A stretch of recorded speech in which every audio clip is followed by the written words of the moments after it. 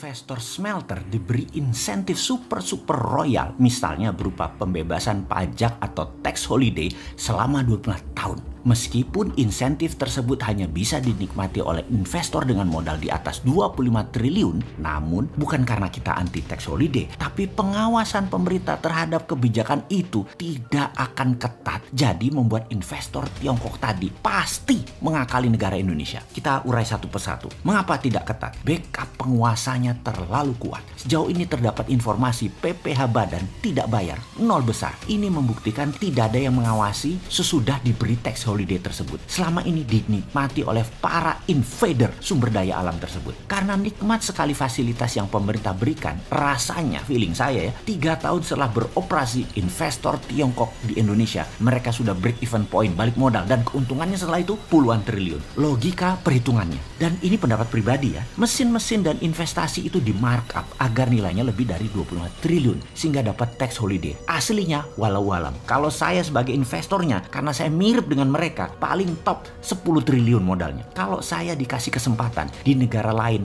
yang kasih tax holiday, Vietnam gitu misalnya kasih saya akan bangun pabrik nilainya 25 triliun. Ambil sumber daya alam Vietnam dalam 5 tahun habis sampai nol kalau perlu, dan sudah balik modal dalam 5 tahun. Mau ganti pemimpin nantinya, mau kebijakan nantinya diubah oleh penguasa baru, kita udah tiong-tiong dapat cuan. Paling top nilai asli investasi kembali lagi 10 triliun. Apakah pengusaha Tiongkok nggak seperti itu? Jujur, tindakan penguasa Tiongkok di Indonesia itu tindakan nasionalisme bagi bangsanya dan negaranya. Namun bagi orang seperti saya, melihat perilaku pejabat dan penguasa Tiongkok itu sebagai invader sumber daya alam Indonesia. Ini pendapat saya, logika saya yang goblok. Anda sahabat jangan ikut-ikutan saya. Anda harus punya analisa sendiri. Logika lain lagi, kalau kita pengusaha Tiongkok dengan aturan yang tidak boleh ekspor or mentah nikel, maka kita jadi raja pengendali harga nikel. Itulah mengapa smelter gede-gedean dibangun di Indonesia. Karena harga biji nikel yang jauh lebih murah, mereka mendekatkan pabriknya, dalam istilahnya membuat pabrik adalah mine mouth, di mulut tambang, agar tidak ada biaya angkut atas barang yang tidak dipakai atau impurities. Lalu fakta lapangan lain lagi adalah pekerja yang didatangkan dari luar negeri tersebut tidaklah menggunakan visa pekerja, melainkan berstatus turis. Wes stop lah pokoknya. Hal ini kembali menggerus penerimaan negara. Harusnya kan ada pajak pendapatan negara dari pekerja internasional tadi yang kita dapati. Tapi ya sudahlah. Dalam urusan tenaga kerja ini diklaim oleh pejabat pelindung bisnis Tiongkok tersebut, dikatakan mengapa 99% pegawainya diimpor langsung dari Tiongkok? Karena tenaga kerja Indonesia tidak mampu.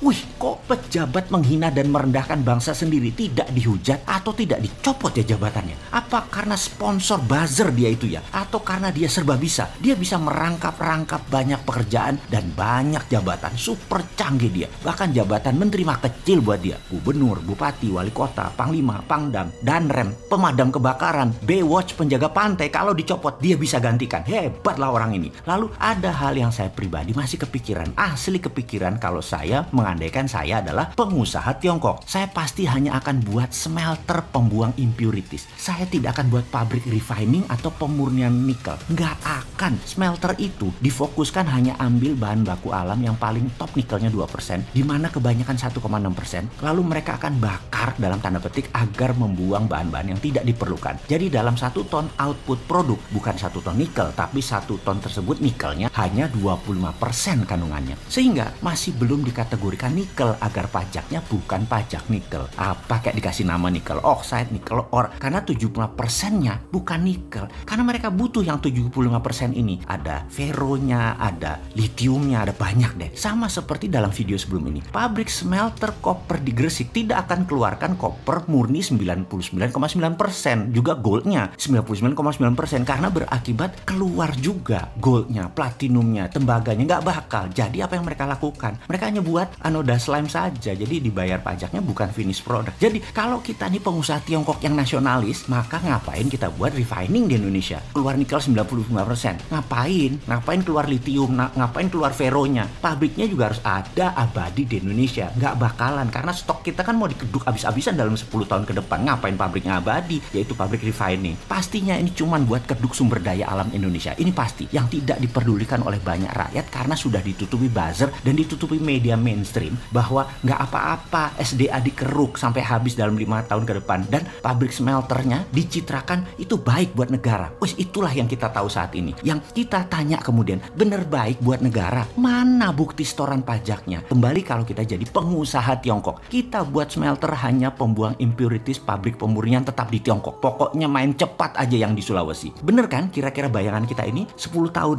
itu tinggal 4 tahun lagi. 2 tahun lagi BEP, 2 tahun full gaspol gigi 5 puluhan triliun sedot. Pejabat baru 2024 keras terhadap sumber daya alam, mereka cabut dari Sulawesi. Sudah ambiar bonyok tuh sumber daya alam. Mungkin sudah tidak mineable atau tidak layak ditambang. Bukan habis depositnya, tapi rusak karena cara nambangnya yang aneh. Mereka yang lakukan adalah namanya brutal mining. Hajar yang paling cepat dan paling besar kandungannya di permukaan saja. Yang agak dalam dan kecil kandungannya, kalau cara tambangnya benar, tetap bisa ditambang sampai habis. Namun cara mereka saat ini kalau kita lihat nambangnya, karena waktu kepepet, stok apa aja disikat cepat. Tapi ini kan pengandaian ya. Kalau kita jadi pengusaha Tiongkok, kalau kita pengusaha Indonesia di Vietnam yang dapat fasilitas tax holiday 2%, pasti kita akan markup. SDM juga bawa dari Indonesia. Kita hajar 10 tahun rata tanah tuh aset Vietnam. Finish produk tetap di tanah air Indonesia tercinta. Kita sekarang membahas tentang nikel di Sulawesi. Kita awali dengan pertanyaan sederhana. Berapa harga nikel di pasaran internasional dalam bentuk ore atau masih mentahan? Lalu kita tanya kembali, berapa harga nikel yang dibeli oleh smelter di Sulawesi tadi dari petambang di Indonesia?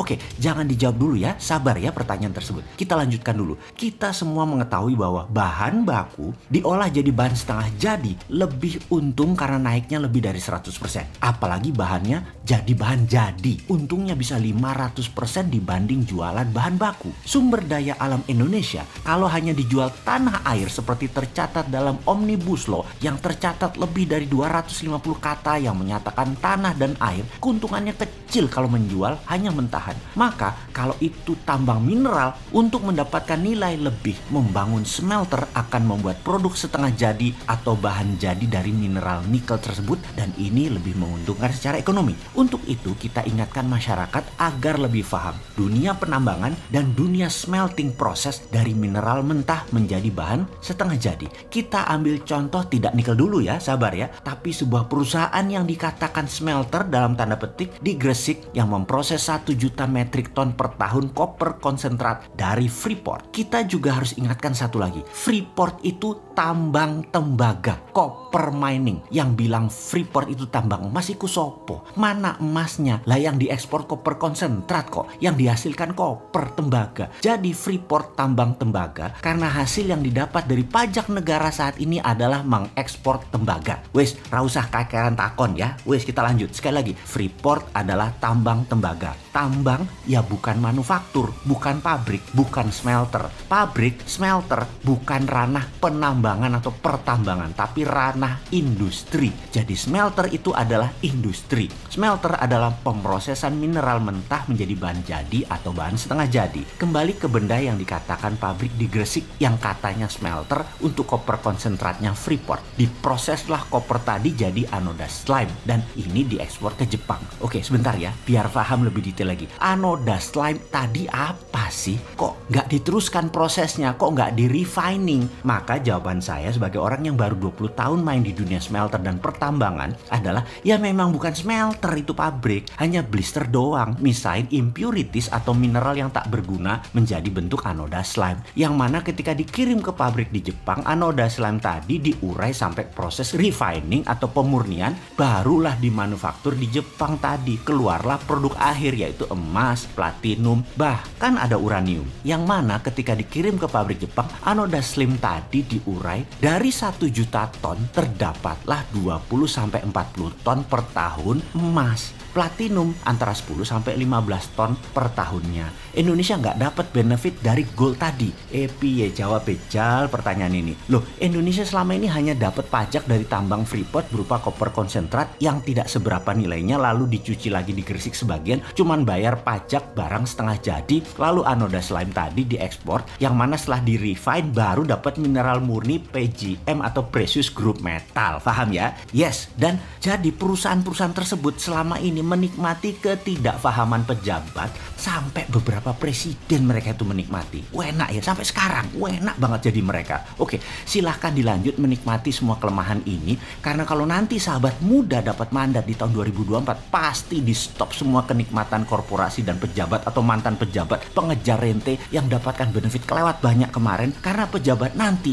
gak ada pemburu rente seperti pejabat sebelumnya. Kita kembali ke nikel sekarang. Keluarlah peraturan tidak boleh ekspor biji atau mentahan nikel. Mulia ya peraturan tersebut. Pembela tanah air sekali ya peraturan tersebut. Oh ya, mulia, cinta tanah air. Iyalah. Dan yang bilang iya atau yang manut pasti nggak ngerti ngelola negara plus nggak ngerti ngelola nikel. Tujuan tidak boleh ekspor karena bahan mentah tadi harus naik nilainya menjadi bahan setengah jadi atau bahan jadi. Karena itu smelter Tiongkok hadir untuk nilai tambah tadi. Mulia sekali kan cita-cita itu semua. Oke, kita kembali ke pertanyaan awal. Harga ekspor atau harga pasaran hard commodity nikel berapa di pasaran internasional saat ini? Dan tolong bandingkan dengan harga beli perusahaan smelter Tiongkok itu dari para penambang. Lah, kok lebih murah harga beli smelter Tiongkok tadi dibandingkan harga internasional? Kalau gitu kita ekspor saja. Oh, tidak boleh. Sudah dikunci dengan aturan undang-undang yang disahkan DPR, wakil rakyat loh yang mengesahkan atas usulan pemerintah. Sekali lagi, wakil rakyat yang mulia dan pejabat yang mulia yang mengatakan untuk rakyat memutuskan ini tidak boleh ekspor